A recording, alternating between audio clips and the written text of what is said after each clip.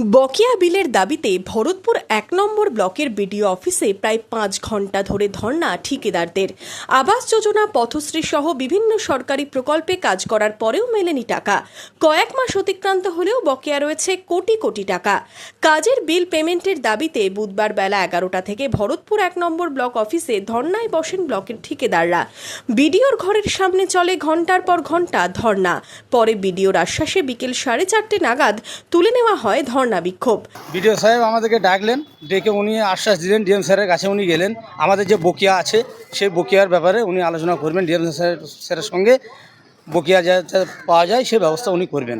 দিয়ে সেই জন্য আমরা এই অবস্থান থেকে উঠে আসলাম। আমরা এখন ওনার কথাতে আশাবাদী হচ্ছি, যদি টাকাটা পাওয়া যায়। উনি আশ্বাস দিলেন যে আপ্রাণ চেষ্টা করবেন আমাদের টাকা পাই দেওয়ার। আমরা কাজ করেছি যাতে আমরা টাকা পাই, সেই সুব্যবস্থা উনি করবেন, এই আশ্বাস আমাদের দিলেন।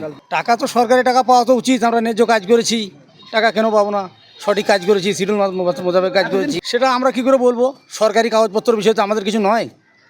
আছে সমস্ত লোকই অংশগ্রহণ করেছিলেন, সবাই হাজির ছিলেন এবং এখনও থাকতেন। বিডিও সাহেবের আশ্বাসের কারণে আমরা উঠে চলে আসলাম। এই যদি সমাধান না হয় আগামী দিনে আবার চলবে।